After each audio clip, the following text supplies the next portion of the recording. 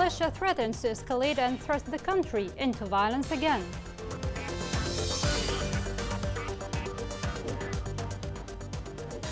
New report says that the United Nations agreed truce has improved access to humanitarian aid. The joint forces defend Houthi attack attempts on Hodeidah front.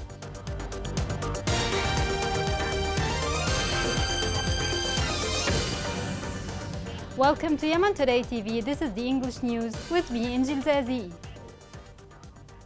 The Houthi militia vote to return to war and push the country into violence again. These statements were made by the head of what is called the Supreme Political Council, adding the militia would not accept the continuation of the state of no peace and no war.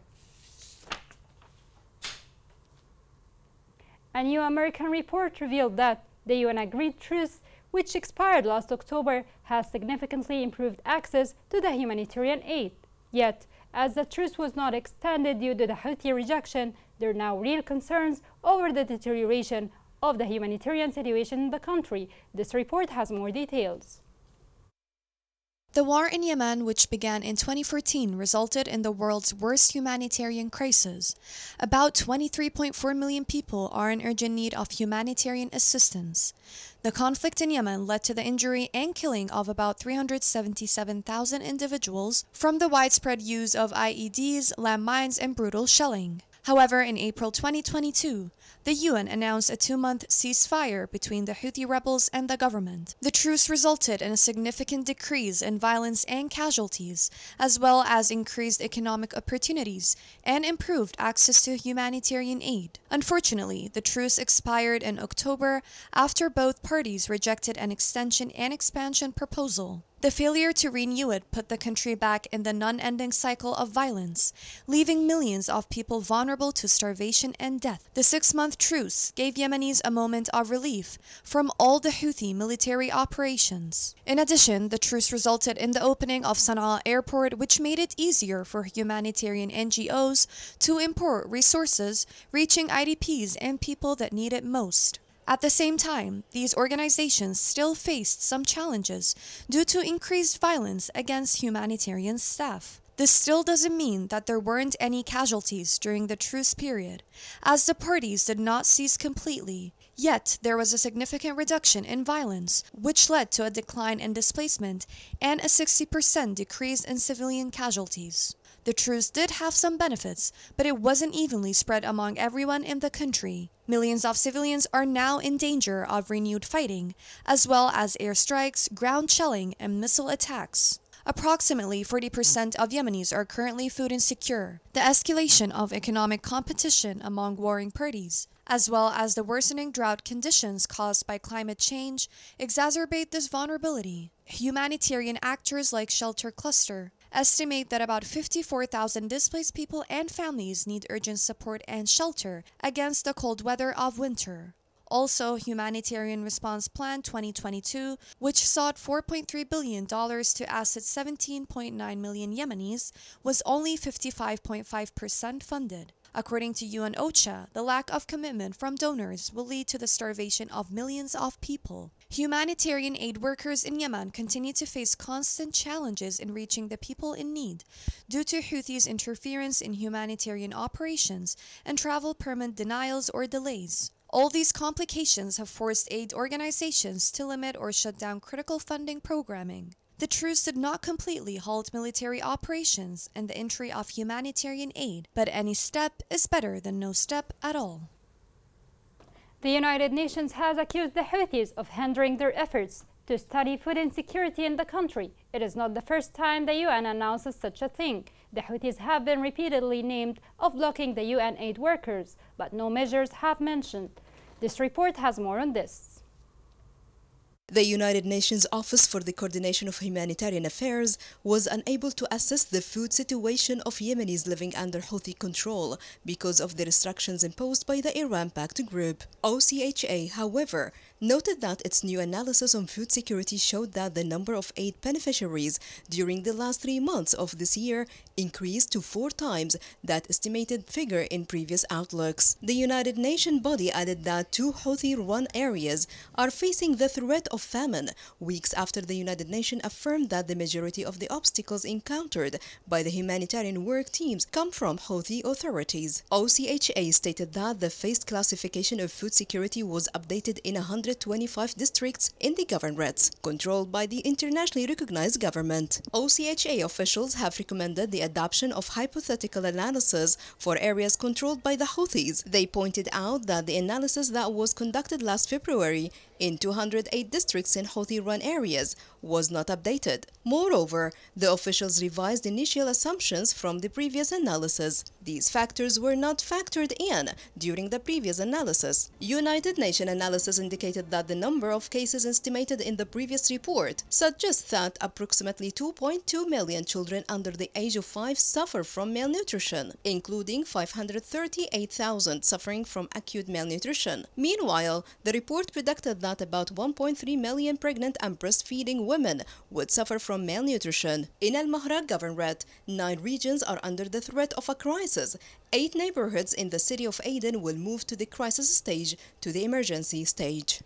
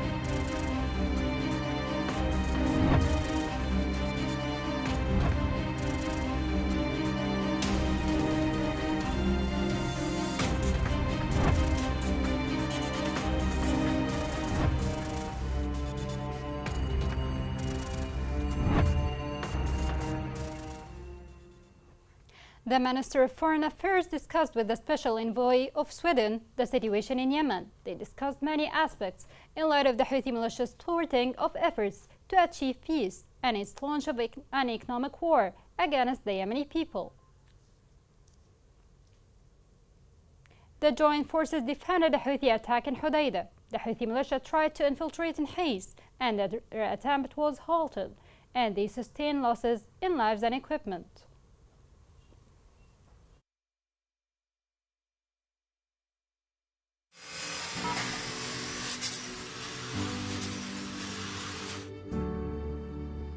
أبي مات بشارع 40 دحين أنا أشقى على أسرتي مع باقي اللي أنا أصرف عليهم كل شيء. أنا اسمي أنس غصيب سيف، عمري 12 سنة.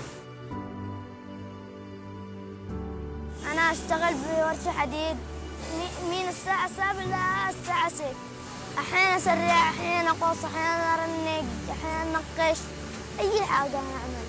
لا الساعة لما تبدأ الساعة 6 أوقف. أنا وقفت الدراسة علشان ما فيش أحد يشقى على أسرتي، أدرس إخواني الباقي منهم 4 وأنا الخامس. أحلم إن أفتح ورشة أبي وأشقى على أسرتي وأمدي لهم مصاري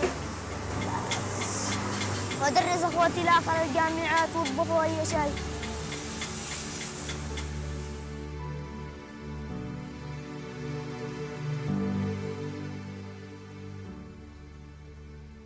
Masan project in Yemen announced the removal of 1,400 mines within a week. The project pointed out that the total number of mines removed since the beginning of the project until now amounted to more than 300,000 landmines.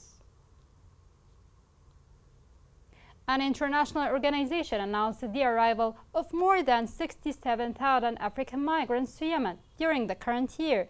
The organization said in a statement that the matrix documented the daily arrival of migrants to the Yemeni coast. African migrants mostly take Yemen as a station on a dangerous journey towards the Gulf countries. 3 African migrants kidnapped a child in Aden. Local sources reported that the 3 African migrants intercepted and kidnapped an 11-year-old boy while he was passing through a neighborhood in Mansoura city. In Taiz, a social initiative was launched to build a new road to connect several villages. Taiz has been under Houthi siege for 5 years, a thing that aggravated the human suffering of the residents. This report has more on this.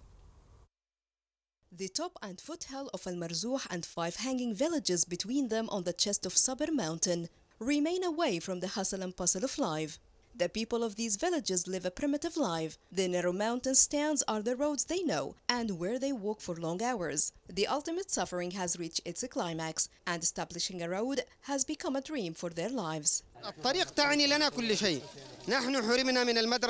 The road means everything to us. We were deprived of education, reaching the clinic. Also, all the projects that we were deprived of due to the lack of having a road to deliver services and travel. Many of us died halfway the road, like a woman who died and we could not get her to the hospital to get a bag of blood. The people here say that the determination of their men could demolish mountains. This is how a month ago a community-based initiative was announced using traditional tools to establish the Marzouh Road, which extends for more than 2,000 meters and serves more than 8,000 people. The people gather what remains of their forces, which were distressed by fatigue and suffering, in order to change their reality for the better, racing against time by working as one hive of bees. And this elderly woman joins them with a prayer from the roof of her nearby house. We've been suffering from this road problem for a long time. 2 girls drowned in the flood because there were no bridges or a road. Building a road through the mountain embodies the extreme of suffering experienced by the people and the importance of the success of this project.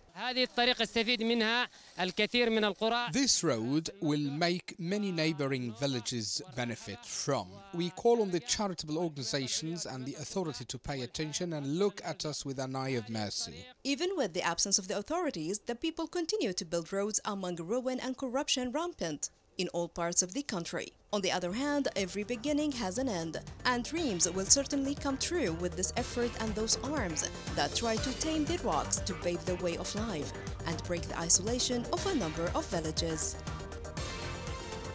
Coming next in the news.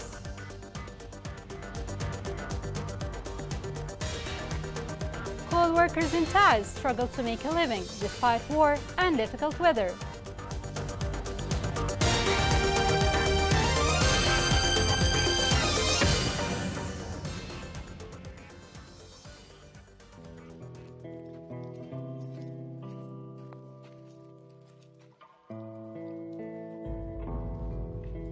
أنا خارج ألعب جهة أصحابي وهو الرمو علينا إن إحنا لو نرمو قعلي أصحابي صاروا يداروا أصحاب المخيم بزين يصرحوا شايفين.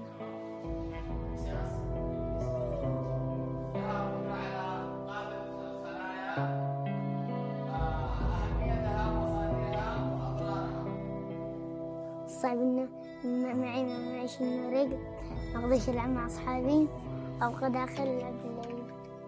أصلاً الولد ما لعب ما بدهم أي حاجة، ولما يشوف أصحابه يلعبوا هما برجل واحدة يتعقد الولد على الحركات والزمام. هذا أثر علينا كلنا، الوالدة والوالد. كنت عادة نروح المصيف، كنت ألعب كورة وأجري برجلي وألعب مع أصحابي، بعدين أبي صغير والآن ما أقدرش. Welcome back. Coal workers in Mauza district continue to struggle with making a living despite the war and difficult weather conditions. More details are within this report. Many residents of Sarara spend days in Mauza, a district in Taiz Governorate, in order to obtain firewood to produce charcoal, which is one of the most prominent professions in the area. We go to cut woods. After a week, we bring the wood to here from the mountains and where it is burnt. After that, we stack some time offcuts over the charcoal. We then bury them and burn it. It is a job done by the elderly people who are unable to go to other governorates for work. The process takes several stages, including cutting down trees, transporting them, and burning them in days before they are brought for the markets. Those working in the charcoal production profession at Mawza consider that the work in this profession is hard and difficult at a time when the returns from it do not bring much benefit in light of the high prices of basic and food materials. This job is quite difficult. The return does not cover anything. To make 5 or more bags, I have to take a month to produce them. This does not cover any spending. We face many challenges in doing this job, such as weather conditions. The price of a bag of charcoal is sold for an amount ranging between 2,000 and 3,000 riyals, which is an amount that does not match the amount of effort and time spent in preparing it. Amid the harsh winter frost and scorching sun, many workers in the profession of coal production burn their bodies amid wood sticks, which have become the only lifeline for them to escape from unemployment, while they are in an almost daily battle in search of a living through the charcoal, without regard for the risks as a result of this work. The Houthi militia continues to brainwash the minds of its school children in Ib Governorate through sectarian activities and events. Sources said that the Houthi militia used the educational facilities in El Sadda district to raise their sectarian agenda under the allegations of the Martyrs' Day. A European center warned of the continued practices of the Houthi militia in deepening sectarian and regional divisions in various areas under their control and imposing rituals imported from Iran. The following report gives more details. A European center warned of the continued practices of the Houthi terrorist militia in deepening sectarian division in the various areas under their control, and through imposing rituals imported from the Iranian Shiites. The report of the European Center for Foreign Relations indicated that the Houthi militia actively worked to transform and change the religious doctrine when it encouraged and imposed rituals and other signs imported from the Iranian Shiites. The report finds that the circle of dangers of the Houthi group is expanding ideologically, noting that it has expanded significantly since their political control of the Yemeni capital Sana'a in 2015. It considered that the changes made by the Houthi militia in the school curricula and the introduction of educational summer camps are the main mechanism it uses for the purpose of recruiting volunteers into their military forces, including those under the age of 18. Multiple international reports stated that the Houthi militia took advantage of the summer camps to train tens of thousands of children with sectarian ideas, reinforcing hatred and revenge and absolute loyalty to its leader. The Houthi militia has spent tens of millions of riyals on opening a new cemetery for its dead fighters, at a time when millions of Yemenis are starving as a result of stopping the payment of salaries, the looting of revenues, the imposition of levies, and the insane rise in prices.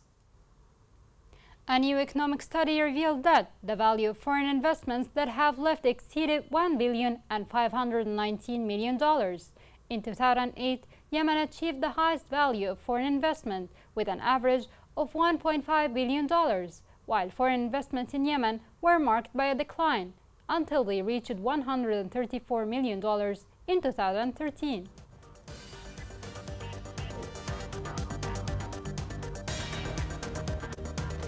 Here is a reminder of the main headlines. Houthi militia threatens to escalate and thrust the country into violence again. New reports said that the United Nations agreed truce has improved access to humanitarian aid. The joint forces defend Houthi attack attempts on Hodeidah front.